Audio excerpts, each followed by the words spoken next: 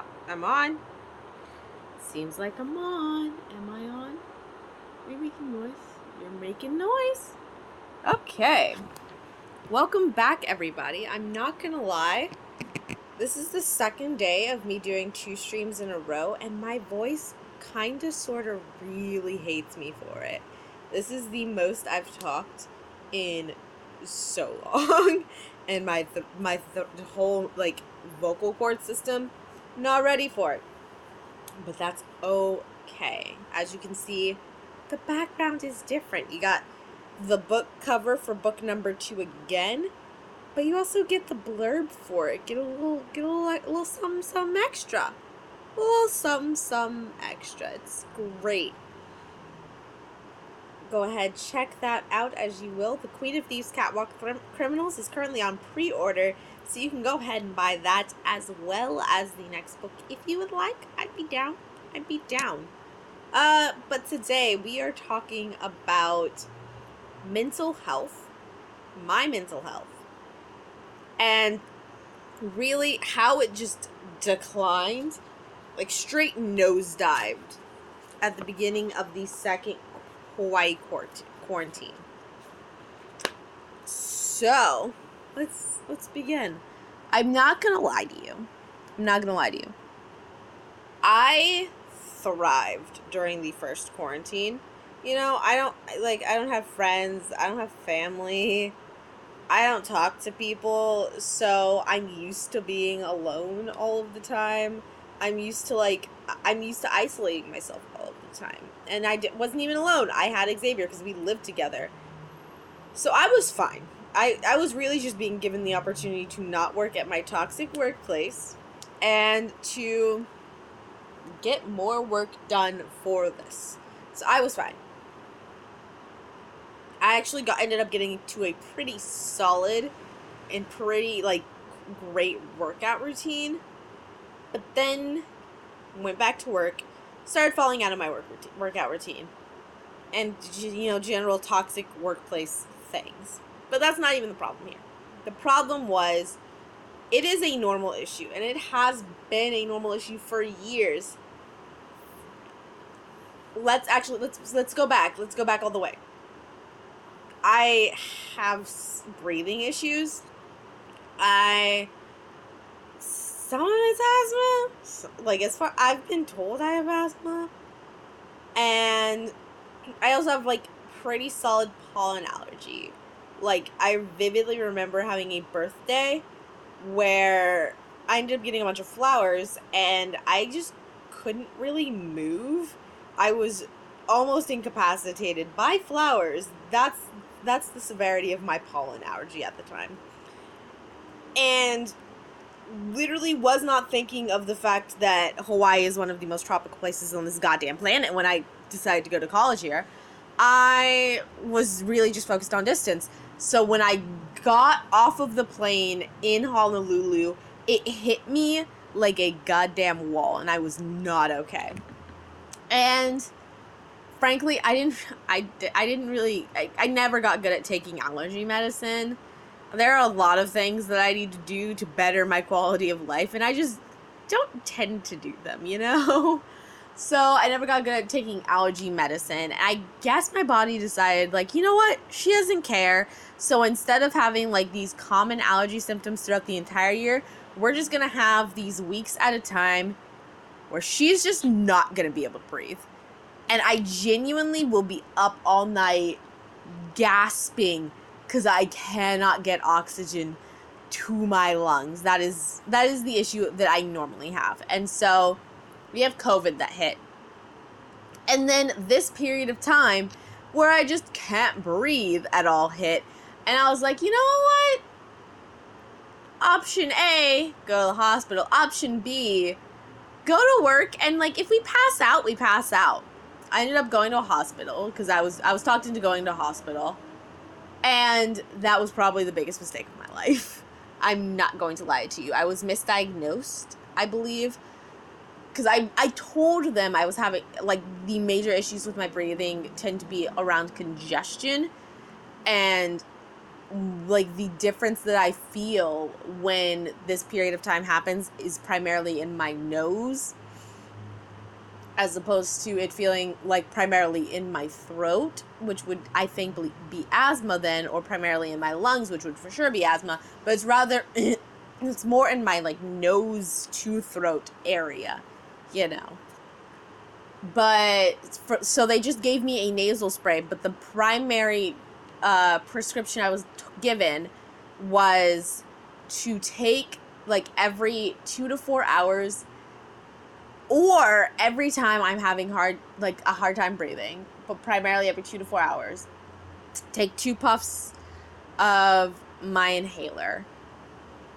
And then, like, once a day, take these congestion medications. They also gave me this, like, it's supposed to be a medication you take that's intended to be inhaler times 10. So I also had to take one of those every day. And I shit you not, I could not get out of bed. I felt so weak. I felt like my body was literally dying. Like, it was killing me from the inside out. And I was not okay. I could not get out of bed. It was so weak. I felt so destroyed. I called the hospital and was like, hey, this shit is killing me. Can I please just stop? It's not helping. Can I please stop? And the guy said, since it's not working, it's best if you continue with the full treatment, which I think was either 1 or 2 weeks of doing that. So I did the full treatment. Didn't help at all. When I finished, it took a little bit, like, and this happened the week before Hawaii's second quarantine. So we're in this week. I'm supposed to go to work, but I'm dying.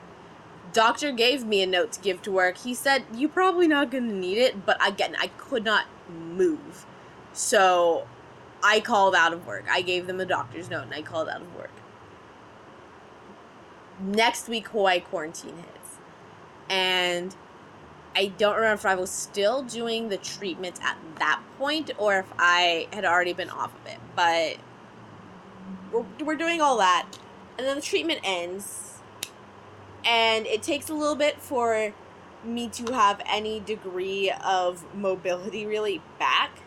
But after that, then the mental fucking side effects kick off. And it was terrifying because, no, I haven't said this yet. You'll see this later. But and you'll see this in a video I talk about later, but I tend to be very aware and very self-aware of my mental health. I tend to be very aware of what my triggers are, where a lot of my health issues stem from, stuff like that. I tend to be very self-aware.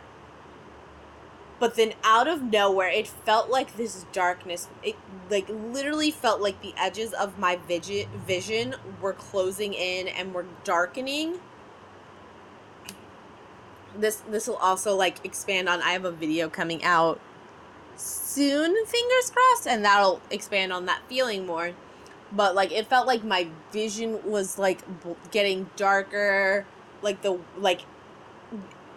my, like, my physical vision was getting a vignette going on.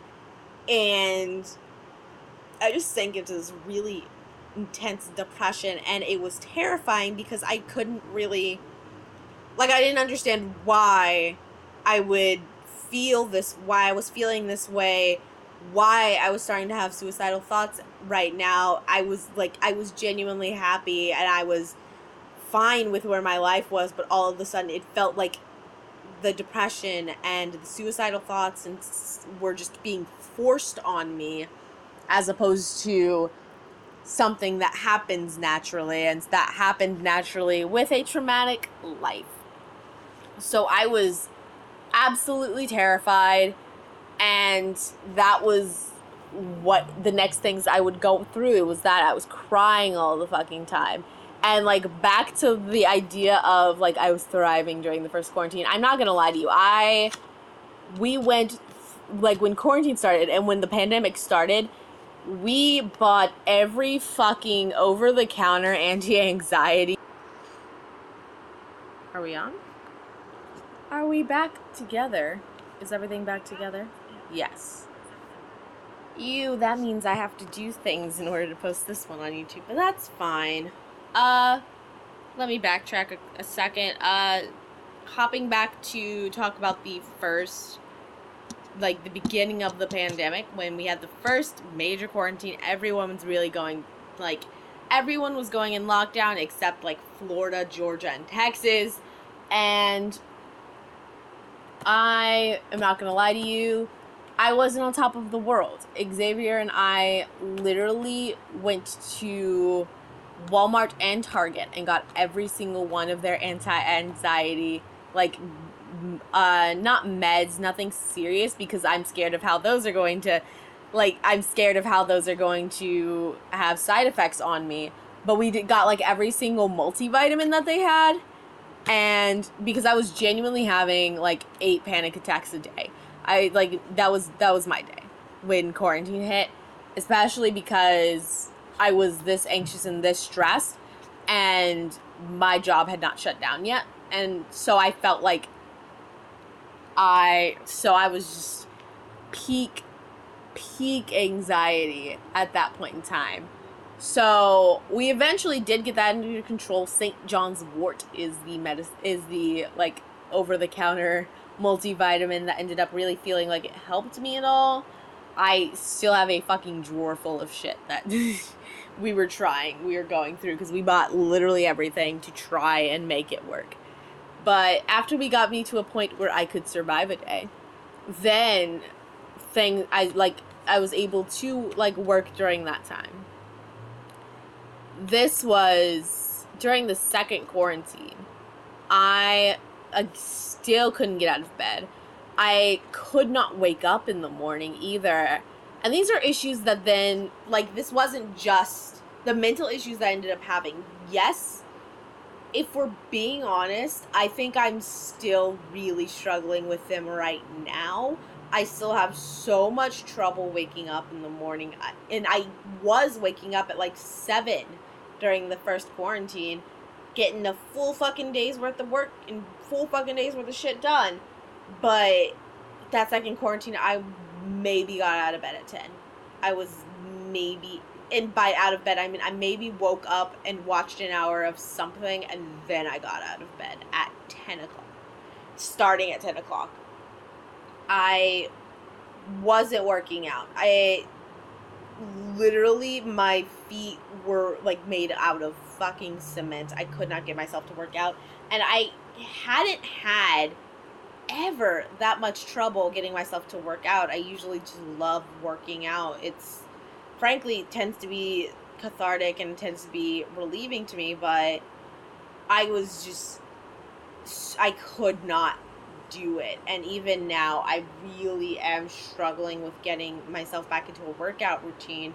I kind of have one, but it's not as, like, not intense, but it's not as regimented, as regular as I would like it to be. And again, it's been hard. I ended up doing a video that is a vlog that I'm currently working on to try and force myself to get back into working out. And it's still hard. It's still been really, really hard for me. I've, like, been I was mentally drained, mentally exhausted. I felt like I just didn't have nearly as much to give work-wise as I did first quarantine. And yes, there's, like, this pandemic has been wearing down on everybody, but it felt so not undeserved. I don't want to say undeserved, but it didn't feel like this is the logical place that led to. This felt like out of nowhere, I just can't get shit done. And that's something I still struggle with. I'm still struggling with keeping up productivity and being able to do the things that I want to get done in the time that I have. Uh, your party wants to say I'm always exhausted, but granted, I don't think that that's something that's ever really gonna change. And I don't even blame the medicine. Like, again, I can get out of bed. The, like, getting out of bed thing is what, like, hurt the most, but I do have a solid amount of, like, evidence to show that realistically the chances of me having a well rested night and having a good amount of sleep, quote unquote, if there is such a thing, are just high, very low. But I just, like, I feel like for the longest time I didn't feel like myself, and I felt constantly just exhausted with life and just being. And it's still something I'm trying to shake off so much. And it's hard because I don't have a lot of money. So I had zero interest in going back to the hospital, potentially having them diagnose me again and having worse side effects. I had no interest, all costing me money, spending my money to essentially die, to just break myself down. I don't want to spend my money on that, you know? And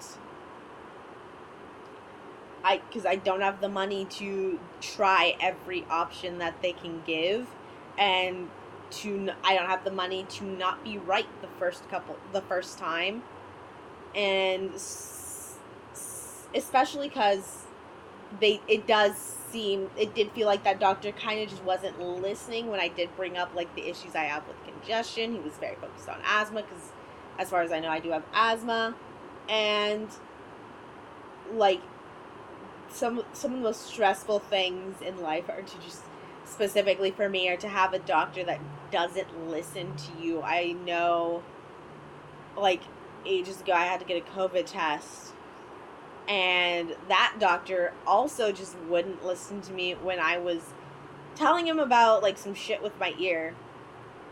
And he just literally ignored absolutely everything I said and kept repeating himself.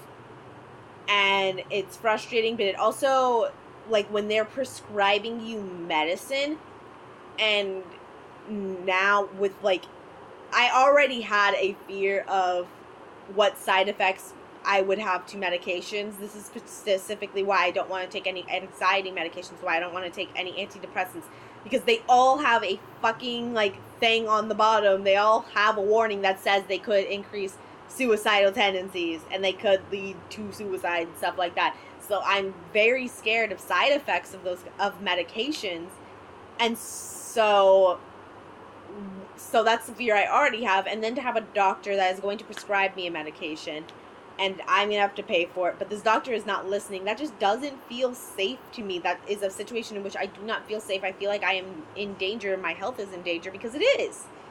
Like, imagine, had that doctor listened to me when I said, no, it feels like more of a congestion issue, maybe I wouldn't have had to go through that. Maybe I would be already done with book number 3, editing book number 4. Who knows?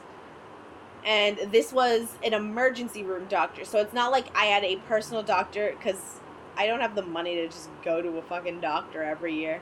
I don't have a personal doctor. This was an emergency room doctor that I went to. I genuinely actually did try calling a bunch of doctors to see if I could find someone that could just be my doctor. And there was a whole thing that I would have to make an appointment to, like, interview and talk with them first before I could even, like, have an actual doctor's visit. So we couldn't do that. I was supposed to go into work the next day, so I could not do that. So we went to the emergency room doctor, and this emergency room doctor just was not interested in hearing what I had to say. Who knows why? There's 1,001 reasons. Maybe it's arrogant. Maybe it was arrogance. Maybe it's because I'm young, female, black, whatever. Doctor was not listening to me. I ended up having a super terrible reaction to medicines I was taking. And if anything, if I've learned anything from this experience, is that we are moving. Xavier and I are moving, and probably one of the first things I want to do is get us situated once when we have insurance again. Because since we're not out of jobs, we don't have insurance. But well, he won't have insurance in a little bit. But once insurance and all that's situated, get us regular doctors, so that way in a situation like this, there's someone that is just more that can be more aware of the issues and the health issues we have, as well as someone that we've already previously vetted and previously like found that we could trust, so that way I know the person I'm going to for help with this is someone that will listen to me, that is aware of my issues, and that is going to take the things I have to say into consideration.